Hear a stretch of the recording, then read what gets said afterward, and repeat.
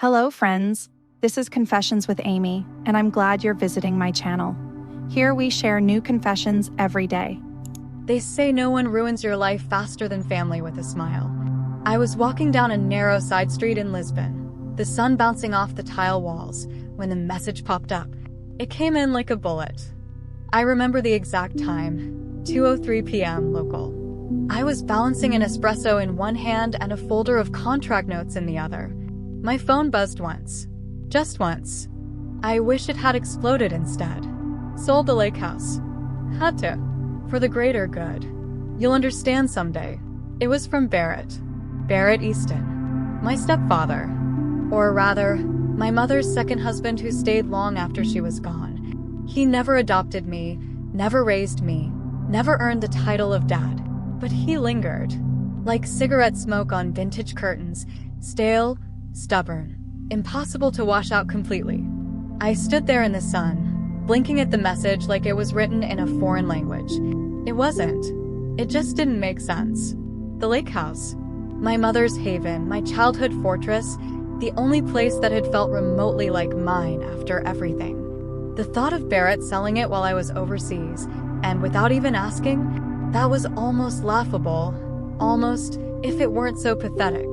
Except here's the thing. I didn't cry. I didn't even flinch. Because I knew this day might come. And I'd prepared for it. A group of tourists passed me, chattering in French. A car honked. The espresso was getting cold. But in my mind, I was already on a flight back to Oregon. Not to plead or to fix anything. No, that ship had sailed. I had only one reason to return. To collect what was already mine. Barrett didn't know it yet. But he'd just sold a house he didn't own. And the debt collectors? They were still coming. Barrett came into our lives like a cool breeze on a summer porch. At first, comforting. Predictable. Easy to like. That was back when I was 9, and my mother, Lena, was still wearing lipstick to the grocery store and humming old Patsy Cline songs while folding laundry. Back when we lived in a clapboard rental in Tillamook, Oregon, with patchy heating and too many spiders. She met him at a local music bar. He was taller than most men, with a voice that sounded like slow jazz and the posture of someone who knew he belonged anywhere. Barrett worked in commercial real estate, though I never saw a single client, listing, or lease agreement. Still, he had this way of making you feel like everything was handled. And my mother, my strong, kind, burnt-out mother, was exhausted from handling everything herself. She married him 6 months later. At first, it was better. We moved to a nicer rental, then eventually to the lake house, a small but stunning A-frame nestled near Lostine Lake, with towering pine trees and floor-to-ceiling windows that spilled light in the mornings like honey. It was my mother's dream. She bought it with the inheritance from my grandfather, insisting on keeping it in her name only, which would turn out to be the smartest decision she ever made. Barrett claimed to love the lake house, but he loved other things more. Poker, slots, March Madness, crypto when it was peaking, crypto again when it was crashing. He called them all investments and always had a plan. Always one bet away from turning things around. Always a sure thing. By the time I was 15, he had racked up a stack of bounce checks and silent creditors. But he still wore the same smug confidence, like he thought charm could stop the bleeding. At dinner, he'd have ESPN running on his phone next to his plate, analyzing bets mid-meal. I once caught him trying to convince my mother to co-sign a loan to open a craft sports lounge. She said no. That was the night I realized she was scared of him. But she stayed, and I watched. I learned not to be loud, not to draw attention. I learned that money wasn't just currency, it was control. And I promised myself 2 things before I graduated high school.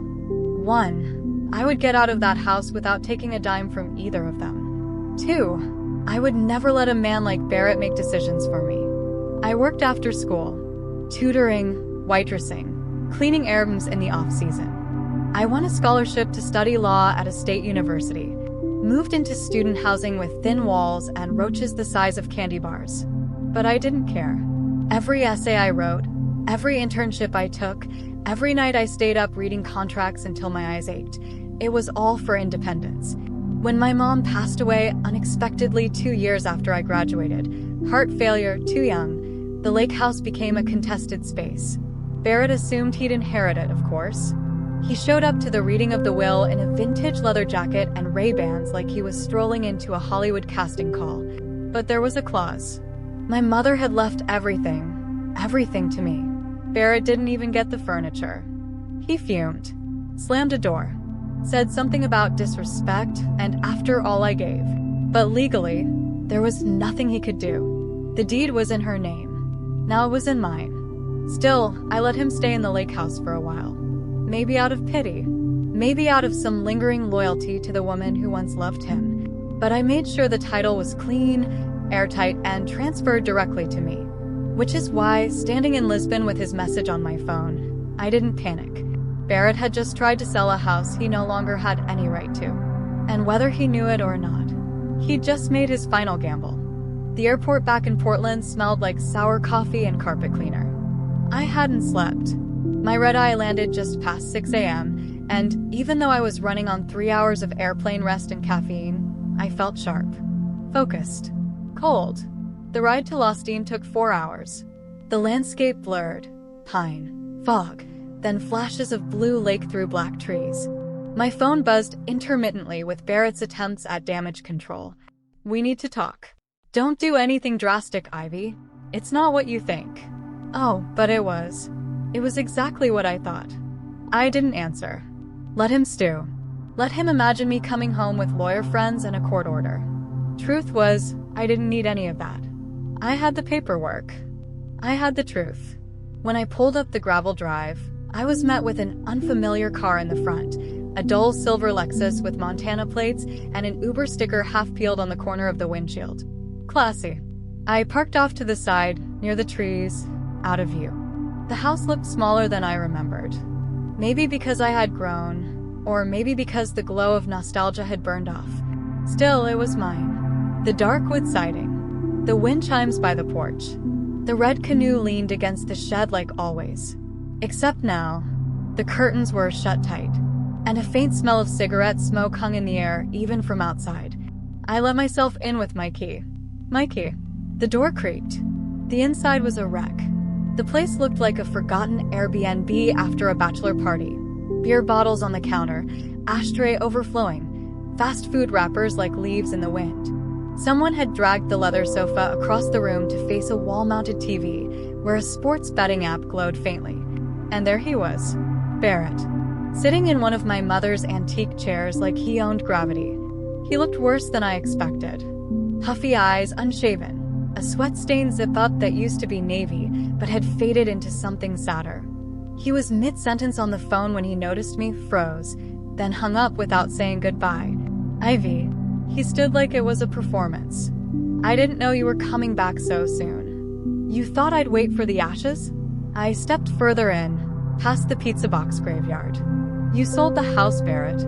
He had the gall to shrug, like he was negotiating the price of a used couch. It's not that simple. I was trying to refinance things. I had a buyer lined up. Cash. But you didn't have anything to sell, I said calmly. The house hasn't been in your name for 2 years. You know that. You were on borrowed time. And it just ran out. Something flickered behind his eyes. Not fear. Not yet. But recognition. He walked toward the window, parting the curtain with one finger. Ivy, listen, I know we've had our issues. But I was desperate. I needed a win. I figured if I could flip the house, pay off a chunk of the debt, the rest would follow. I could have. You could have what? I interrupted. Bought your way back to even? You've been one win away for a decade. Meanwhile, my mother's house, her legacy, is covered in ashtrays and lies. He opened his mouth, closed it. He didn't have a defense. Just air. I reached into my bag and pulled out a thick folder, deed copies, legal filings, notarized transfer papers, and dropped it on the kitchen island with a satisfying thud. This house is mine. Legally. Entirely. Any sale you tried to make is invalid. If you signed anything, it's fraud. If you collected a deposit, that's a felony. So unless you want me to make a very expensive phone call, you'll leave. Now, Barrett stared at the papers like they were a foreign language. Like maybe if he looked long enough, The letters would rearrange into a second chance. They didn't. He sat down slowly on the edge of the couch. The man who used to tower over me now looked smaller than ever. Deflated. "You've changed," he muttered. "No," I said. "I just stopped pretending you ever deserved my silence." I thought the worst was over when I made him leave. I was wrong. 2 days after Barrett slunk out of the lake house with a black duffel and zero dignity, the phone calls started. First a number from Boise, then one from Reno. A third came from what looked like a burner line. I didn't answer, but I did Google every single one. Collections, private lenders, a Vegas pawn shop with a reputation for alternative recoveries. Each call was a knock on the door of a world Barrett had tried to drag me into for years, the world I tiptoed around as a teenager, ducked from as a student, and finally outmaneuvered as a woman. And now it was knocking again. I knew they'd find me, not because I owed anything, but because I was the only one left with something tangible, an address, a structure, a roof, the house. Barrett, true to form, had told them all he still had access to it. I got the full picture 2 days later when an envelope showed up taped to the mailbox. No postage, no return address, just my name in thick, uneven Sharpie. Inside, a handwritten list of numbers, some so high they looked fake. Nearly $180,000 in debts, itemized, apparently by Barrett himself. Some of it was credit, some of it personal loans, some of it I didn't want to know. And next to each line, a name, sometimes just an initial, with arrows pointing to my property as potential collateral. He had offered the house as leverage, which meant he hadn't just tried to sell it. He'd used it as a bargaining chip in a game where he was always bluffing. I didn't cry. I didn't panic. I called my lawyer. Rachel Lynn had been my roommate back in law school, a trust fund kid with a sharp jaw and a sharper mind. These days, she ran her own boutique legal firm in Portland and took precisely zero nonsense. After I explained everything, she whistled softly into the phone. "You know he could have gotten you hurt, right?" "I know," I said. "You want me to send cease and desists or full criminal referrals?" I stared out the window at the pines. The lake was just beyond them, still and glassy. A deer walked the edge of the water. It looked more at peace than I'd felt in weeks. "No," I said. "Not yet. I want to know what he told them first. And I want to know who he's really scared of." Barrett had left behind more than just fast food wrappers. In a drawer under the kitchen sink, I found a yellow legal pad, his handwriting jagged, frantic. Names, dates, amounts, phone numbers. And in the corner, a doodle I recognized from his poker nights, a crude ace of spades, cracked down the middle. The man didn't believe in passwords or encryption. Just ego and loose paper. It was all there. The whole story. He'd promised one man named Lennox, no last name, that he could guarantee a property if he got one more loan. Another note read, "If Ivy finds out early, pivot to guilt." He'd built this lie knowing it might collapse. And his backup plan was me. That night, I sat in front of the fireplace, reading through his notes with surgical calm. The wind howled outside. A storm was rolling in. But inside, something finally clicked. Barrett didn't need punishment. He needed a spectacle. Something that would remind him, and everyone he dragged into his mess, that I wasn't the scared little girl in the corner anymore. He wanted a game? I'd give him one. And this time I'd be the house. The name Lennox sounded like something out of a noir film. Too clean to be real, too sharp not to be dangerous. But I found him. Rachel did, technically, in under 3 hours. Her assistant cross-referenced area codes, gaming license records, and one very sketchy local poker league message board. Turns out Lennox wasn't just real. He ran a series of underground cash games in eastern Oregon and southern Idaho. Old school stuff. No paper trail, no taxes. Just money, ego, and adrenaline. His real name? Kenneth Lennox Avery, age 47. Once tried to open a casino in Coeur d'Alene. Denied. Twice. Rachel offered to send someone. I said no. This wasn't the kind of war I could win through emails and cease and desists. It had to be personal. So I drove. The bar was on the edge of La Grande, Oregon, a squat, Faded brick building tucked between a pawn shop and a gun supply store. The sign out front blinked in and out. The Rabbit's Foot. The kind of place where the regulars don't just know your name, they know your tells. Inside, it smelled like old whiskey and permanent risk. There were 7 men inside and 1 woman in a trench coat running a back room with a velvet curtain. It didn't take long for Lennox to spot me. I wore a navy pantsuit and no expression. Business. Precise. Unmistakable. "You're Ivy Callahan," he said. "Not a question. You're the man who thinks he owns my house." That made him smirk. He motioned to a booth. "Barrett told me you'd come crying. Said you're not as sharp as you think." "I'm not here to cry. I'm here to clarify." I placed the manila folder on the sticky table and slid it toward him. "These are the deed records. The title. The lien release. And a sworn statement proving Barrett hasn't had ownership since my mother passed. What he promised you, it doesn't exist. Which means he defrauded you." Lennox didn't touch the folder, just stared at me with eyes that looked like they'd seen too many bad hands and not enough consequences. "And what exactly are you offering, Ivy?" "I'm offering you an out. You want blood?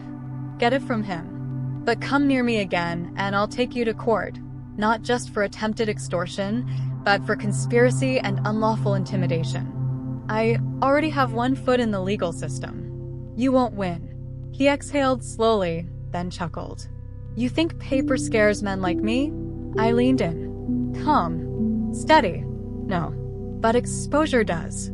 I pulled out a smaller envelope, this one labeled with the name of a gaming license investigator from Boise.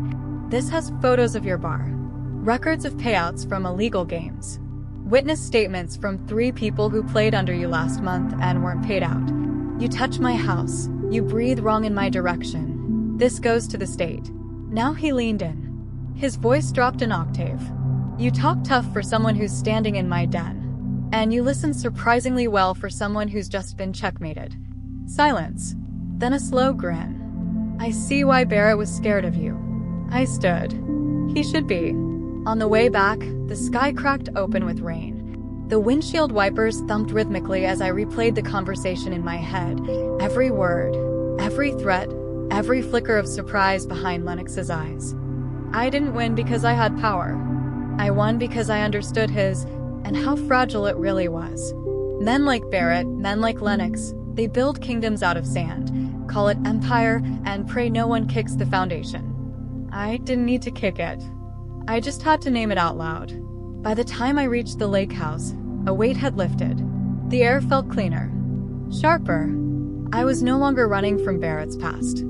I was burying it. The first thing I did the next morning was throw away the couch. Not sell it.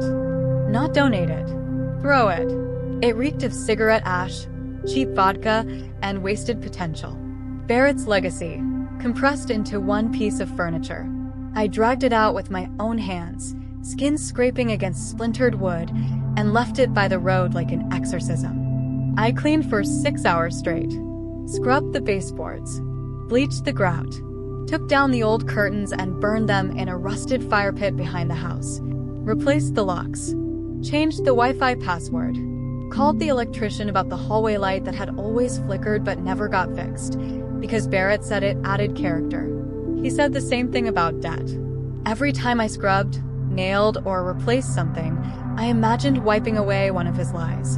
And beneath all the grime, the forgotten pizza crusts and poker magazines, I began to recognize the bones of what this house used to be, what it could be again. By the end of the week, I had a rhythm. Wake up early, yoga on the back deck, coffee with the lake mist curling around the pines. Then I'd get to work, budgeting, planning renovations, researching options to turn the property into something more. Because here's the thing, I hadn't just come home to clean up Barrett's mess. I'd come home to build something permanent. I ran the numbers carefully. Between my savings, the emergency fund I'd built while living lean through law school, and the small amount left from my mother's estate, I had just enough to renovate and convert the lake house into a boutique legal retreat. A space where burned-out lawyers could come to decompress, off-grid, surrounded by stillness. It would take everything I had, financially and emotionally. But after everything I'd been through, the idea of turning the scene of my survival into a sanctuary, that was power. On the third Saturday after Barrett left, I got a voicemail from an unknown number. It was his voice. Slurred. Maybe drunk. Maybe something darker. You know, I never hated you. You were just always watching. Judging. Like a hawk. Like you knew I was gonna screw it up eventually. You win, Ivy. You always win. But you're still alone out there, huh? Delete. No anger. No sadness. Just silence. He was wrong, though. I wasn't alone. I had peace. I had vision. I had control. And unlike him, I wasn't afraid of quiet. That night, I sat by the fireplace, a real fire this time, not just flickering rage, with a notebook in my lap and blueprints spread out on the floor. I'd already called on a local contractor I trusted, booked permits, started building a small studio extension out back that would serve as both guest quarters and future rental income. Every line I drew on the page felt like a promise to myself. You are not the girl who waits for someone to save you. You are the woman who saves the house and builds something better. I didn't tell anyone at first. Not the local paper. Not even the neighbors. For weeks, I just kept my head down, worked with the crew, adjusted to the rhythm of sawdust and progress. It was honest noise. Nothing like Barrett's shouting at football games or the panicked shuffle of cards on his desk. This was the sound of Forward. The lake house changed slowly, then all at once. Fresh paint. Natural wood accents. Large windows that invited the forest in instead of shutting it out. I knocked down the claustrophobic kitchen wall and opened the whole space. Bright, clean, modern. I added skylights. A new hearth. A handmade oak table with wide benches and no room for liars. And when it was ready, when the floors stopped echoing with memory, I put up a small sign out front. The Refuge, a legal retreat. No grand opening. No champagne ribbon cutting. Just a weekend pilot program with 2 guests, both mid-career attorneys from Seattle. One had recently left a toxic firm. The other had been through a malpractice lawsuit and was still carrying the guilt like a second spine. They arrived with exhausted eyes and stiff handshakes. And within 24 hours, they were walking barefoot along the lake. Journaling. Sleeping 10 hours at a time. Cooking in silence. Laughing at nothing. One of them left a note in the guest book. This place feels like it was built by someone who knows what drowning looks like. They were right. Because I did. The bookings picked up slowly, then suddenly. A local legal blog wrote about the space. A few therapists in Portland added it to their off-grid healing recommendations. And one day, a woman named Clarissa K., partner at a high-profile New York firm, emailed me personally to request a stay. She wrote, "I read your story. Someone on the inside told me. I hope you understand how rare it is for someone to survive that kind of fire and build something green from the ashes." It hit me in the quiet hours after midnight. I wasn't just rebuilding a house. I was setting precedent. One night, I sat out on the back deck under a wool blanket, sipping tea while rain whispered across the trees. My phone buzzed. Blocked number. I didn't answer, but I let it ring, a final ghost tapping against a closed window. I didn't need to hear what Barrett had to say. I already knew. Regret is loud, and loneliness is louder when no one's scared of you anymore. Out there, beneath the stars, I realized something I hadn't before. The story wasn't about what he did to me. It was about what I chose to do after. Some victories don't look like confetti and applause. They look like silence. A silence you choose. It had been 6 months since Barrett tried to sell what he never owned. 1 since I opened the refuge. 2 since I last thought of him without feeling the urge to scrub something. The house was thriving. So was I. The guest calendar was nearly full for the next quarter. I'd added a weekend program for law students teetering on burnout before their first real case. A former client offered to invest. I declined, politely, because ownership wasn't just about the deed anymore. It was about sovereignty. Control was my language now. Every corner of the lake house held a lesson. The creaking floorboard I refused to fix reminded me to leave room for imperfection. The garden bed that failed to bloom taught me patience. And the fireplace, once a backdrop for fear, had become my favorite place to read, think, be. I didn't need forgiveness from Barrett. And I didn't need closure from a man who never truly opened up. What I needed, and finally gave myself, was permission. To stop carrying other people's debt. To build without waiting for applause. To belong to no one but myself. One evening in late spring, I walked out to the dock as the sun sank low over the lake. The water was calm, the kind of stillness you feel in your chest.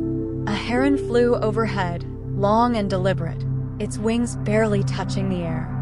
I sat at the edge and let my bare feet dangle in the cold. In the distance, a pair of guests were laughing by the fire pit. They didn't see me. I didn't need them to. And in that moment, I knew. This wasn't just a comeback. It was a debut. A soft, steady claim of space in a world that had once tried to shrink me. Not everyone gets to walk away from wreckage and rebuild. But I did. And I made it beautiful.